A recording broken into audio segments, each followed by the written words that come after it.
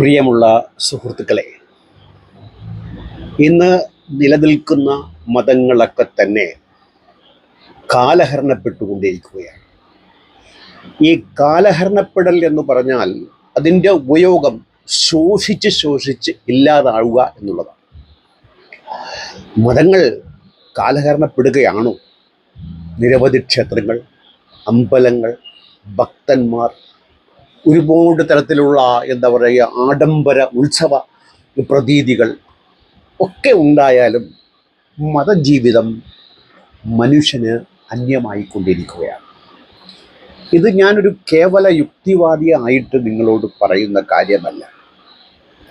ഇതിന് ശക്തമായ തെളിവുകൾ എനിക്ക് നിങ്ങൾക്ക് തരാൻ സാധിക്കും. നമുക്ക് ഒന്ന് രണ്ട് കാര്യം മാത്രം പരിശോധിക്കാം. ആധുനിക സമൂഹത്തിൽ ഇന്ന് മതം നിലനിൽക്കുന്നത് 2-3 വ്യത്യസ്ത ഘട്ടങ്ങളിലാണ്. പ്രധാനമായും ജനനം, മരണം ഇതുമായി ബന്ധപ്പെട്ടിട്ടുണ്ട്. ഗോത്രവർഗ സമൂഹമായി തന്നെ പഴകി വന്ന മനുഷ്യന് മതം ഒരു ഗോത്രസുഖം തീർച്ചയായിട്ടും നൽകുന്നുണ്ട്. അത് മനുഷ്യന് ഇഷ്ടവുമാണ്. അതുകൊണ്ട് തന്നെ അത് കല്യാണം, മരണം എന്നീ മനുഷ്യൻ്റെ ഘട്ടങ്ങളിൽ അവനെ പിടിമുറുക്കുന്നുണ്ട്. ഇന്നും അതിന് മാറ്റങ്ങൾ ഉണ്ടായിക്കൊണ്ടിരിക്കുകയാണ്. മറ്റൊന്ന് ഉത്സവം, അതുപോലെ ആഘോഷങ്ങൾ. ഇതൊക്കെ മനുഷ്യൻ ഇഷ്ടപ്പെടുന്ന കാര്യങ്ങളാണ്. ഒത്തുചേരൽ, കൂട്ടായ്മ, അത് ഏതു തരത്തിലായാലും. ഇപ്പോൾ പാർട്ടി സമ്മേളനങ്ങൾ, സാംസ്കാരിക സംഘടനകളുടെ സമ്മേളനങ്ങൾ, എന്തിന് യുക്തിവാദി സമ്മേളനങ്ങൾ പോലും ഇത്തരത്തിൽ മനുഷ്യൻ്റെ കൂട്ടായ്മയ്ക്കുള്ള ത്വരയിൽ നിന്ന് ഉയർന്നു വരുന്നതാണെങ്കിലും മതത്തിൻ്റെ കർക്കശമായ നിയമങ്ങൾ മനുഷ്യൻ ഇന്ന് അനുസരിക്കുന്നില്ല. ഇതിന് ഉദാഹരണമായി ഞാൻ പറയുന്നത്, ഇന്ന് ഞാൻ വൈശാഖൻ തമ്പിയുടെ ഒരു വീഡിയോ കണ്ടു.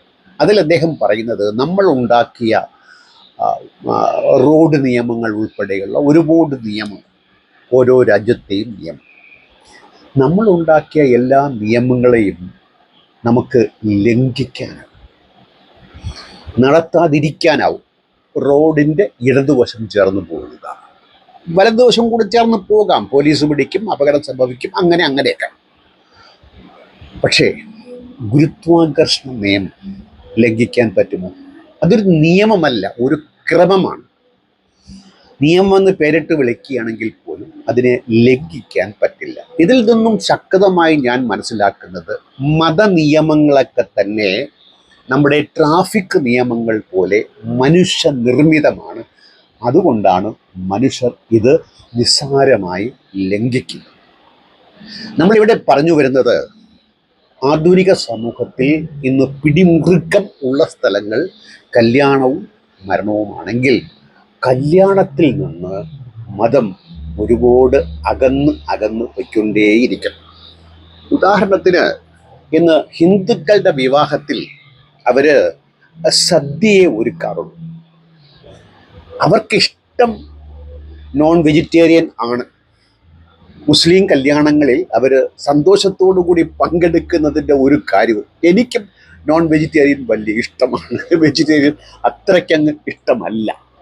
അതുകൊണ്ട് കല്യാണത്തിൽ സദ്യയ്ക്ക് പകരം നോൺ വെജിറ്റേറിയൻ വിളമ്പാനായിട്ട് തന്നെ പാർട്ടികൾ മറ്റ് പേരിൽ സംഘടിപ്പിക്കുന്ന ഹിന്ദുക്കൾ ഇന്ന് ധാരാളമായി ഉയർന്നു വരും. ഞാനൊരു ചെറിയ ഉദാഹരണം പറഞ്ഞേ ഉള്ളൂ.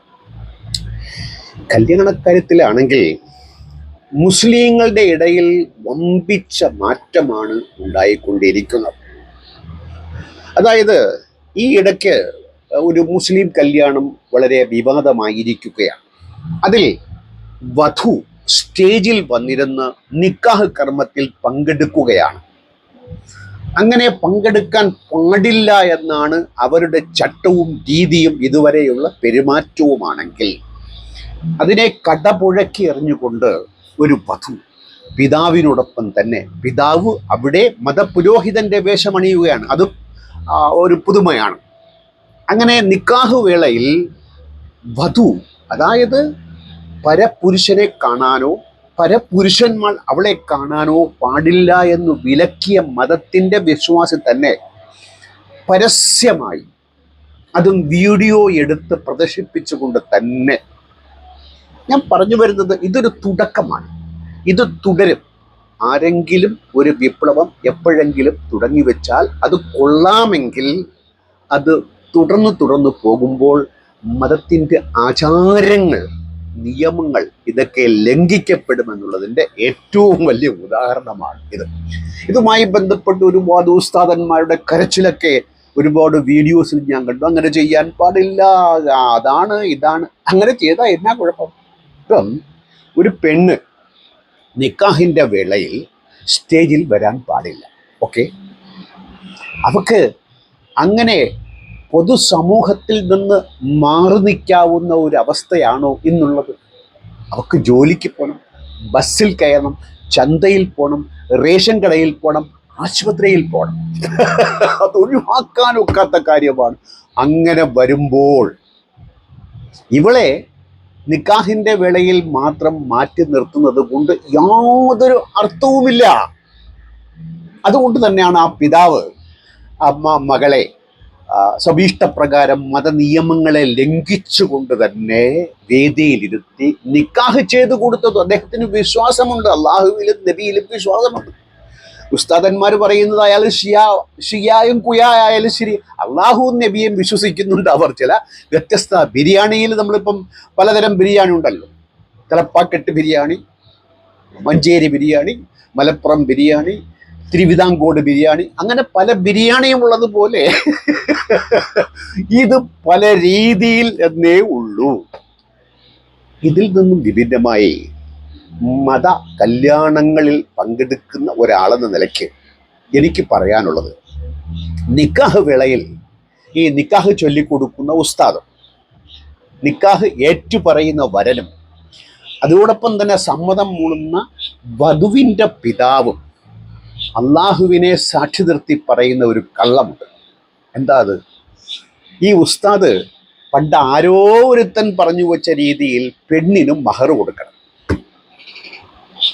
ഈ കല്യാണത്തിലും മഹർ നൽകിക്കൊണ്ടാണ് ഞാൻ നിങ്ങളുടെ മകളെ വിവാഹം ചെയ്യുന്നു എന്ന് വരനോട് പറഞ്ഞു കൊടുത്ത് വരൻ അത് ഏറ്റുചൊല്ലുകയും, ഞാൻ മഹർ എൻ്റെ മകൾ വാങ്ങിച്ചുകൊണ്ട് തന്നെയാണ് ഈ വിവാഹം കഴിച്ചു കൊടുക്കുന്നു എന്ന് വധുവിൻ്റെ പിതാവ് പറയുന്ന ഒരു ദുരവസ്ഥ അള്ളാഹുവിനെ സാക്ഷിയാക്കിക്കൊണ്ട് യുവന്മാർ തട്ടിവിടുന്ന പച്ചക്കള്ളം. അപ്പം അള്ളാഹു ഇതിനൊന്നും ശിക്ഷിക്കില്ല എന്ന് ഇതിൽ പങ്കെടുക്കുന്ന എല്ലാ വിശ്വാസികൾക്കും ഉത്തമ ബോധ്യമുള്ള കാര്യമാണ്. ഒരു വ്യത്യാസവും അതിലില്ല. അല്ലെങ്കിൽ ഇങ്ങനെ പച്ചക്കള്ളം സധൈര്യം മൈക്ക് വെച്ച് കിട്ടി നാട്ടുകാരെ വിളിച്ചുകൂട്ടി അവർക്ക് മിഠാംഗ ഭോജനം ഒരുക്കിക്കൊണ്ട് തന്നെ അവിടെ കാതിൽ തിരികെ കയറ്റുമ്പോൾ അള്ളാഹു സുബ്ഹാനഹു തആല ഇത് കേൾക്കാതിരിക്കുന്നു. അങ്ങനെ ഒരുത്തനുണ്ടെങ്കിൽ അവൻ കരഞ്ഞു പോകും എന്നുള്ളതാണ് അവസ്ഥ. ശരി, ഇനി മഹർ കൊടുക്കുന്നില്ല, അവിടെ വെച്ച് തീരുമോ കാര്യം? ഇസ്ലാം നിരോധിച്ച സ്ത്രീധനം ഇന്ന് മുസ്ലിങ്ങളുടെ ഇടയിൽ ശക്തമായി പിടിമുറുക്കിയിരിക്കുകയാണ്. അത് ഡോക്ടർ, എഞ്ചിനീയർ, വ്യവസായി, അങ്ങനെ പടവുകളായി, സാമ്പത്തിക പടവുകളായി പടവിൻ്റെ അടിസ്ഥാനത്തിൽ വലിപ്പം കൂടുകയോ കുറയുകയോ ചെയ്യുമെന്നല്ലാതെ. അപ്പം മുജാഹിദുകാരും ജമാഅത്തുകാരും ഒക്കെ പറയും ഞങ്ങൾ സ്ത്രീധനം വാങ്ങില്ല, കൊടുക്കില്ല. അതൊരു കള്ളക്കളിയാണ്. കാരണം തന്നെക്കാൾ സാമ്പത്തികമായി ഉയർച്ചയിൽ നിൽക്കുന്ന ആളുകളുമായാണ് വിവാഹം കഴിക്കാൻ ഇവർ തയ്യാറാവുക. വളരെ ചുരുക്കം കിറുക്കന്മാർ മാത്രമേ അതിന് വിഭിന്നമായിട്ട് പല കാര്യങ്ങളും മതത്തിൻ്റെ പേരിൽ ചെയ്യാറുള്ളൂ. ഞാൻ സ്ത്രീധനം വാങ്ങിക്കണമെന്ന് പറയുകയല്ല കേട്ടോ. ഈ പറച്ചിലും പ്രവൃത്തിയും തമ്മിലുള്ള പൊരുത്തക്കേടിനെ കുറിച്ച് ഞാൻ പറയുകയാണ്. അതുകൊണ്ട് സ്ത്രീധനം എന്ന നിരോധിക്കപ്പെട്ട കാര്യം യാതൊരു ഉളുപ്പും യാതൊരു മടിയുമില്ലാതെ മുസ്ലിങ്ങൾ അരങ്ങേറ്റുമ്പോൾ, ഞാൻ പറഞ്ഞില്ലേ, കല്യാണത്തിൽ നിന്ന് മതത്തിൻ്റെ സ്ഥാനം അകന്ന് അകന്ന് അകന്ന് അറബിക്കടലിലേക്ക് പൊയ്ക്കൊണ്ടിരിക്കുകയാണ്. ഇനി ഒരു 5-8 വർഷങ്ങൾക്ക് മുമ്പ് ഞാൻ കേട്ട ഒരു വാർത്തയാണ്. ഒരു ഉസ്താദിനെ, ഒരു പേര് കേട്ട ഉസ്താദ്, പേരു കേട്ട അദ്ദേഹത്തെ കല്യാണത്തിന് എഴുന്നള്ളിച്ചു കൊണ്ടുവന്നു. അദ്ദേഹം കോപാകുലനായി കല്യാണം ബഹിഷ്കരിച്ചു. കാരണം എന്താണ്? ആഡംബരം. ആഡംബരം പാടില്ല. ആഡംബരം പാടില്ല തന്നെ. അതെങ്ങനെ മനുഷ്യൻ, ആഡംബരം എന്നുള്ളത് അംഗീകാരത്തിൻ്റെ ലക്ഷണമാകുമ്പോൾ അത് മനുഷ്യർ അറിഞ്ഞോ അറിയാതെയോ ചെയ്തു പോകും. അതിൽ നിന്ന് മോചനം കിട്ടണമെങ്കിൽ മസ്തിഷ്കം വർക്ക് ചെയ്യണം. അങ്ങനെ വർക്ക് ചെയ്തില്ലെങ്കിൽ എത്ര നിങ്ങൾ കിണഞ്ഞു ശ്രമിച്ചാലും ആഡംബരം കാണിക്കുന്നവൻ ആഡംബരം കാണിച്ചുകൊണ്ട് തന്നെയിരിക്കും. ഈ ഇടയ്ക്ക് ഞാൻ ഒരു തയ്യൽക്കാരനോട് ചില ചില്ലറ കാര്യങ്ങൾ തയ്ക്കാനായി പോകും. അപ്പോൾ ഉടുപ്പ് തയ്ക്കേണ്ട കാര്യമൊന്നുമില്ല. പണ്ട് ഉടുപ്പെടുത്താൽ അത് തുന്നി ഷർട്ടായിട്ടിടാൻ ടൈലറിൻ്റെ കടയിൽ കയറി ഇറങ്ങണം. ചിലപ്പോൾ മറന്നും പോകും. ഒരിക്കൽ ഞാനൊരു ഉടുപ്പ് തയ്ക്കാൻ കൊടുത്തപ്പോഴത്തേക്കും അത് വാങ്ങിച്ചിട്ടപ്പോഴത്തേക്കും എനിക്ക് യോജിച്ചതല്ല, അളവ് ഇയാളിൽ നിന്ന് പോയി എന്നുള്ളത്. അതൊരു വേസ്റ്റായി. അതുപോലെ ഇപ്പം ഞാൻ പറഞ്ഞു വന്ന കാര്യം ചെറുതായിട്ടൊന്നും മറന്നുപോയി കേട്ടോ, സോറി. അപ്പം വീണ്ടും തുടങ്ങാം. ഈ ആഡംബരം എന്നുള്ളത് മനുഷ്യന് ഒഴിവാക്കാനൊക്കാത്ത ഒരു നിയമം പോലെ. അത് പണമുണ്ടെങ്കിൽ ആഡംബരം കാണിക്കും. ആഡംബരം കാണിക്കുക മാത്രമല്ല, ഞാൻ പറഞ്ഞു വന്ന കാര്യം ഇപ്പോഴെനിക്ക് ഓർമ്മ കിട്ടി. എൻ്റെ ഒരു ടൈലർ, യാതൊരു ബന്ധവുമില്ല, 1-2 മാസം കൊണ്ട് അയാളെ തുണി തെപ്പിക്കാൻ ഞാൻ കൊടുക്കും. എന്തോ ഈ തലേണ ഊറ, പിന്നെ തോർത്തിൻ്റെ വിഴുമ്പ് തക്കി, അങ്ങനെയുള്ള ചെറിയ കാര്യങ്ങളാണ് ഞാൻ ആവശ്യത്തിലധികം പൈസ കൊടുക്കും. അയാളുടെ മകളുടെ കല്യാണത്തിന് എന്നെ ക്ഷണിച്ചു. എനിക്ക് പോകാൻ തോന്നി, പക്ഷേ എനിക്ക് പോകാൻ പറ്റിയില്ല. അതിലൊരു പ്രയാസവുമില്ല. ഒരു ചെറുപ്പക്കാരൻ അങ്ങനെ എന്നെ വിളിക്കുമ്പോൾ, എൻ്റെ വയസ്സുകാരൻ എന്നെ വിളിക്കുമ്പോൾ, ഞാൻ ഈ പറയുന്നത്, അതായത് നമ്മളുമായി പിണങ്ങി നിൽക്കുന്നവരോ അഭിപ്രായ വ്യത്യാസമുള്ളവരോ ചെറുപരിചയമുള്ളവരോ ഒക്കെ നമ്മെ കല്യാണത്തിന് ഇങ്ങനെ ക്ഷണിച്ചുകൊണ്ടേയിരിക്കും. കാരണം എന്താണ്? അയാളുടെ മകളുടെയോ മകൻ്റെയോ കല്യാണത്തിന് ട്രാഫിക് ബ്ലോക്ക് ഉണ്ടാകണം. ഭയങ്കരമായ ആള് കൂടിയെന്ന് ഓരോ കല്യാണത്തിലും പറയത്തക്ക രീതിയിൽ ആഡംബര കല്യാണങ്ങൾ തന്നെയാണ് അരങ്ങേറിക്കൊണ്ടിരിക്കുന്നത്.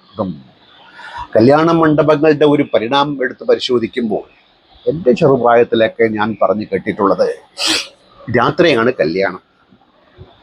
ഒരു 10-100 ആളുകൾ പങ്കെടുക്കും.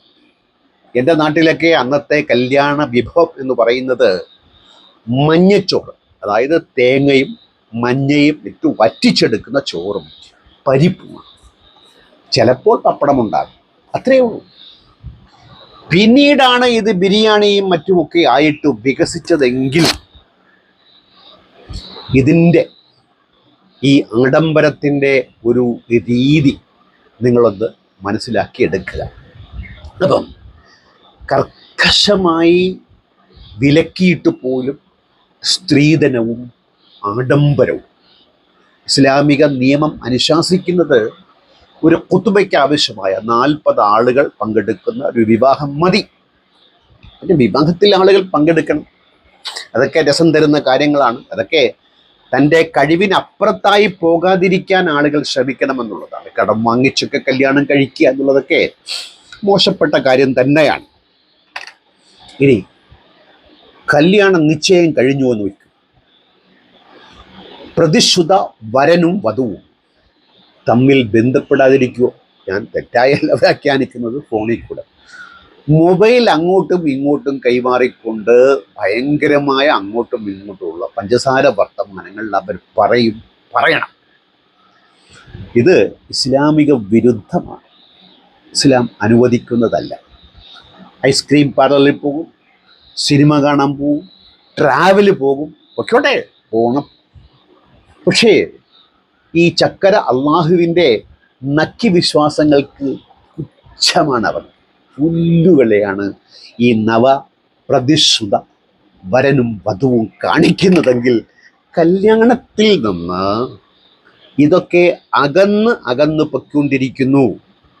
കല്യാണ നിയമങ്ങളിൽ വരെ, അതായത് അക്ഷരാർത്ഥത്തിൽ ഇന്ന് മനുഷ്യ ജീവിതത്തിൽ കല്യാണവും മരണവുമാണ് പിടിമുറുക്കുന്നതെങ്കിൽ അതിൽ നിന്ന് പോലും മതം അകന്നകന്ന് അറേബ്യൻ സീയെ തേടി പോകുന്ന അവസ്ഥയാണ് ഉണ്ടായിക്കൊണ്ടിരിക്കുന്നത്. ഇനി ഡൈവേഴ്സ്. പുരുഷന് എപ്പോഴും വേണമെങ്കിലും പെണ്ണിനെ മൊഴി ചൊല്ലി വിടാം.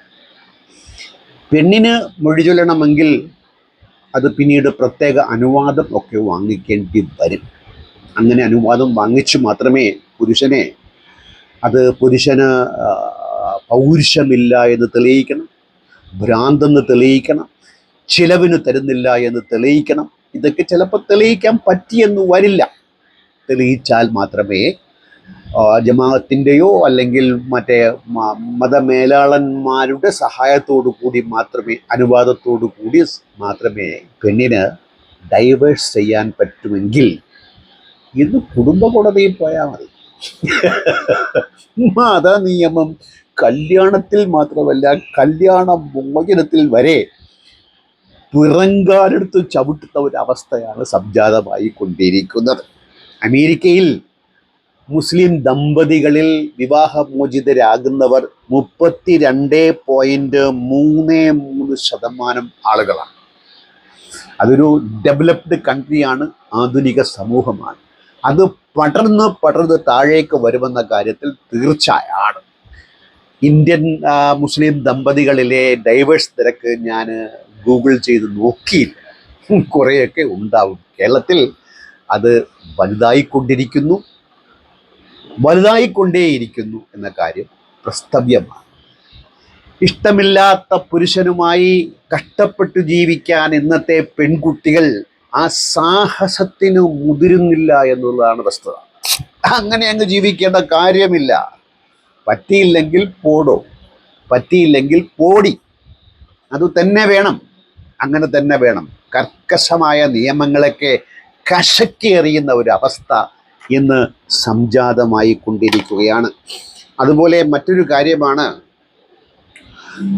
പുരുഷന് ഒന്നിലധികം സ്ത്രീകളെ വേൾക്കാനുള്ള, കല്യാണം കഴിക്കാനുള്ള അവകാശം അല്ലാഹു കനിഞ്ഞരുളി പുരുഷ മേധാവിത്വ സമൂഹത്തിന് നൽകുന്നുണ്ട്. സ്ത്രീക്ക് പാടില്ല കേട്ടോ. സ്ത്രീക്ക് വേണ്ടി മറ്റേ അധ്യായമൊക്കെ ഇറക്കിയിട്ടുണ്ട് നിഷ. എങ്കിലും നിനക്ക് ഒന്നിലധികം പാടില്ല, മറ്റവന് ഒന്നിലധികം 4 വരെ ആകാമെന്നാണ്. ഇതിനകത്തൊരു സംശയം എനിക്കുള്ളത്, തഫ്ഹീം നെറ്റെന്ന ജമാഅത്തെ ഇസ്ലാമിയുടെ 4:3 എടുത്ത് നോക്കുമ്പോൾ അതിൽ കാണുന്നത് നിങ്ങൾ 2 3 4 വിവാഹം ചെയ്തു കൊള്ളുക എന്നുള്ളതാണ്.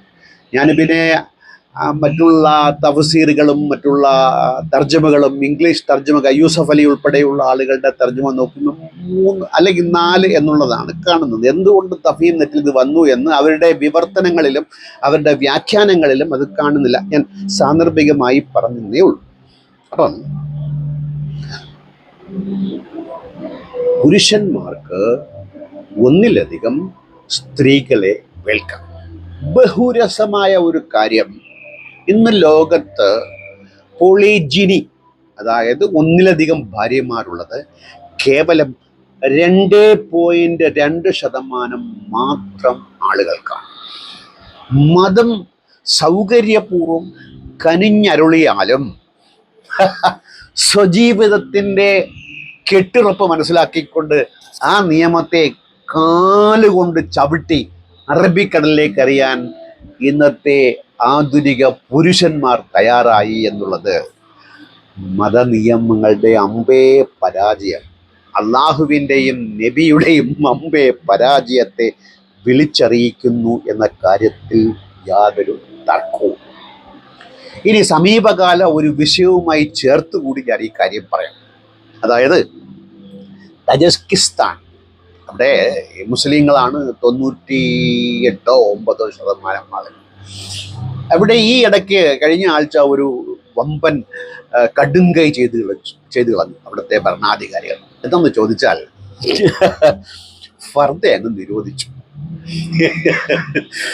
കേരളത്തിൽ ഫർദ വിപുലീകരിക്കപ്പെട്ട് അങ്ങനെ ഒരു മതചിഹ്നമായി തന്നെ, ഒരു മത അംഗീകാരത്തിൻ്റെ ലക്ഷണമായി കൊണ്ടാടിക്കൊണ്ടിരിക്കുമ്പോൾ മുസ്ലിങ്ങൾ ഏറ്റവും കൂടുതലുള്ള കേരളത്തിലെ 23% വരെ നമുക്ക് പറയാമെങ്കിൽ 98-9% തജിക്കിസ്ഥാനിലെ ഭരണ നേതൃത്വം ഫർദയെ അങ്ങ് നിരോധിച്ചു കളഞ്ഞു. ഇപ്പം ഇറാനിൽ നമ്മൾ കണ്ടതാണ് സ്ത്രീകളുടെ ഫർദ നിരോധന ആഹ്വാനങ്ങളും അതിനുവേണ്ടിയുള്ള സമരങ്ങളും മുറവിളികളും പരസ്യമായി ഫർദയെ ഊരി എറിയലും ഒക്കെ നമ്മൾ കണ്ടതാണ്. അത് ഇറാനിലെ ജനങ്ങൾ നടപ്പിലാക്കിയെങ്കിൽ തജിക്കിസ്ഥാനിലെ ഭരണാധികാരികൾ സധൈര്യം ഫർദയെ നിരോധിക്കാൻ തയ്യാറായി എങ്കിൽ മതം മനുഷ്യനിൽ നിന്ന് പല ഘട്ടങ്ങളിൽ പല രീതികളിൽ തേഞ്ഞു മാഞ്ഞു പൊയ്ക്കൊണ്ടിരിക്കുന്നു എന്നാണ് ഞാൻ ഇവിടെ പറയാൻ ഉദ്ദേശിക്കുന്നത്. ഇനി മരണത്തിലേക്ക് വരാം. ഈ മരണത്തിൻ്റെ കാര്യത്തിൽ പണ്ടുള്ള ഒരു കാര്യമാണ്, സാധാരണ വീട്ടിൽ കിടന്നാണ് വയസ്സായി മരിക്കാറാവുമ്പോഴത്തേക്കും എല്ലാ വീട്ടിലും ഒരു ചെറിയ കുപ്പിയിൽ സംസം വെള്ളം ഉണ്ടാകും. സംസം വെള്ളത്തെക്കുറിച്ച് തൽക്കാലം ഞാനിവിടെ വിശദീകരിക്കുക, അതൊരു കള്ളക്കഥയാണ്. അതിനെക്കുറിച്ച് കൂടുതൽ ഞാനിപ്പോൾ തൽക്കാലം പറയുന്നത് കള്ളക്കഥ എന്ന് മാത്രമേ സംസം കിടന്നുള്ളൂ, അതൊരു കള്ളക്കഥയാണ്. ആ വെള്ളം വെച്ചിരിക്കും. ഈ സൂക്ഷിക്കപ്പെട്ട് വെച്ചിരിക്കുന്ന വെള്ളത്തിൽ പല അണുബാധയൊക്കെ ഉണ്ടാവും. മരിക്കാൻ കിടക്കുന്നവന് അവസാനമായി സക്രാത്ത് എന്ന് പറയുക, അന്ത്യവേള, അതിൽ കൊടുക്കുന്നത് ഈ വെള്ളം. ഇന്ന് സംസം വെള്ളം കുടിക്കാനുള്ള മരണശയ്യയിൽ കിടക്കുന്ന മുസ്ലിമിന്റെ അവകാശം നിഷേധിക്കപ്പെട്ടിരിക്കുകയാണ്. കാരണം ഇവൻ ഏതെങ്കിലും ആധുനിക മോഡേൺ മെഡിസിൻ്റെ ആശുപത്രിയിലായിരിക്കും. അവിടെ ഈ സംസം വെള്ളവുമായി പോയാൽ ഡോക്ടർമാർ ഓട്ടിക്കും. അതുകൊണ്ട് മരണത്തിൽ പോലും സംസം വെള്ളം കുടിക്കാതെ തൻ്റെ മതത്തോടുള്ള കൂറില്ലായ്മ പ്രഖ്യാപിച്ചുകൊണ്ടാണ് മനുഷ്യൻ അനുനിമിഷം മുന്നേറിക്കൊണ്ടിരിക്കുന്നത്. ഈ കല്യാണക്കാര്യത്തിൽ പുരുഷന് മറ്റു മതത്തിലെ, പ്രത്യേകിച്ച് ക്രിസ്തീയ ജൂത മതങ്ങളിലെ സ്ത്രീകളെ വിവാഹം ചെയ്യാം. മുസ്ലിം സ്ത്രീകൾക്ക് അങ്ങനെ പാടില്ല. അതാണ്, സ്ത്രീ എന്നും അടിമയായി അവിടെ ഉണ്ടെങ്കിൽ തന്നെ അടിമയായി തുടരേണ്ടവളാണ്. 4 പാടില്ലാത്തവളാണ്. 4 40 പാടില്ലാത്തവളാണ്. 4 മുതൽ 40 വരെ പാടില്ലാത്തവളാണ് സ്ത്രീ. അവൾക്ക് ജൂതരെയോ അല്ലെങ്കിൽ ക്രൈസ്തവരെയോ വിവാഹം കഴിക്കൽ ഹറാമാണ്. നോക്കൂ, പുരുഷൻ അനുവദിച്ചു കൊടുക്കുന്ന നിയമം സ്ത്രീക്കെതിരെ വരുമ്പോൾ ഇന്ന് പരസ്പര മതം നോക്കാതെയുള്ള വിവാഹങ്ങളുടെ എണ്ണം ക്രമാതീതമായി വർദ്ധിച്ചുകൊണ്ടിരിക്കുകയാണ്. സ്കൂളുകളിൽ, കോളേജുകളിൽ, പൊതുവിടങ്ങളിൽ ഇടപഴകി ജീവിക്കുന്ന മനുഷ്യ മനസ്സുകൾ യോജിച്ചു കഴിഞ്ഞാൽ മതത്തെ 4 ചുറ്റും വരിഞ്ഞു മുറിക്കുന്ന മതത്തെ അതിശക്തിയൊക്കെ തള്ളി മാറ്റിക്കൊണ്ട് തന്നെ മനുഷ്യർ മതത്തെ കല്യാണത്തിൽ നിന്നും അകറ്റി ഒട്ടിച്ചുകൊണ്ടിരിക്കുന്ന അവസ്ഥ നമ്മൾ കാണുമ്പോൾ ലിവിങ് ടുഗദർ അത് വ്യാപകമായി കൊണ്ടിരിക്കുകയാണ്. നിക്കാഹ് പോലും ഇല്ലാതെ ലിവിങ് ടുഗദർ. ഈ ലിവിങ് ടുഗദർ പറയുമ്പോൾ നിങ്ങൾക്ക് ഇഷ്ടമുള്ളപ്പോൾ വേളി കഴിക്കാം, നിങ്ങൾക്ക് ഇഷ്ടമുള്ളപ്പോൾ ലൈംഗിക ബന്ധത്തിൽ ഏർപ്പെടാം, വേണമെങ്കിൽ അമ്മയെ ഭോഗിക്കാം, സഹോദരിയെ ഭോഗിക്കാം എന്ന് മറ്റുള്ളവരെ നോക്കി കളിയാക്കുന്നവന്മാരുടെ മതത്തിലെ നിയമങ്ങൾ നിങ്ങൾ നോക്കൂ. കോൺട്രാക്റ്റ് മാരേജ്, ഒരു കാലഘട്ടത്തിലേക്ക് മാത്രം പണം നൽകിയോ മറ്റു പ്രലോഭനങ്ങൾ നൽകിയോ സ്ത്രീയെ വിവാഹം കഴിക്കാം. എങ്ങനെ? 6 മാസത്തേക്കും 3 മാസത്തേക്ക് 1 മാസത്തേക്കൊക്കെ. അതിന് ഷിയാക്കളുടെ ഇടയിൽ പറയുന്ന പേരാണ് മുത്അ വിവാഹം. സുന്നികളുടെ ഇടയിൽ പറയുന്ന ചക്കര പേരാണ് മിസിയാർ വിവാഹം. ഇത് വ്യഭിചാരമെന്ന് പേരിട്ട് വിളിക്കാമെങ്കിൽ ഇതാണ്. പണം നൽകിക്കൊണ്ട്, നേരത്തെ നമ്മൾ സ്ത്രീധനവും മെഹറും പറഞ്ഞു. ഈ സ്ത്രീധനവും മെഹറും ഒരുപോലെ തെറ്റായ കാര്യമാണ്. മനുഷ്യർ തമ്മിലുള്ള ബന്ധങ്ങളിൽ സാമ്പത്തികത ഒരു തടസ്സമായോ വിഘാതമായോ ചട്ടമായോ അനുസരിക്കപ്പെടേണ്ട ഒന്നായോ വരാൻ പാടില്ല. തമ്മിൽ യോജിക്കാവുന്ന പല ഘടകങ്ങളുണ്ട്. അതൊക്കെ നമ്മൾ നോക്കേണ്ടതും അനുസരിക്കേണ്ടതും ഒക്കെ തന്നെയാണ്. പക്ഷേ ഈ മെഹറായാലും ശരി, സ്ത്രീധനം പോലെ തന്നെ യുവന്മാർ പറയും ഞങ്ങൾ സ്ത്രീധനം ഞങ്ങളുടെ പദമൊക്കെ നിരോധിച്ചിട്ടുണ്ടോ, വരാൻ വാങ്ങാൻ പാടില്ല, ഹറാമാണ്. എടോ, മെഹറും ഹറാമാക്കണം. കാര്യം സാമ്പത്തികത എന്തിനാണ്? പിന്നെ പറയാം, സ്ത്രീകൾ അന്ന് അധ്വാനിച്ചിരുന്നില്ല. ഓക്കെ, ഇന്ന് അധ്വാനിക്കുകയാണെങ്കിൽ മെഹർ വേണോ? ഉത്തരം പറയേണ്ടതുണ്ട്. അധ്വാനിക്കുന്ന സ്ത്രീ വിവാഹിതയാകുമ്പോൾ അവർക്ക് പുരുഷൻ മതനിയമം അനുസരിച്ച് മെഹർ കൊടുക്കണോ? വേണ്ട എന്ന് പറയാനുള്ള ചങ്കൂറ്റമെങ്കിലും നിങ്ങൾ മര്യാദയ്ക്ക് കാണിക്കണമെന്നാണ് എനിക്ക് പറയാനുള്ളത്.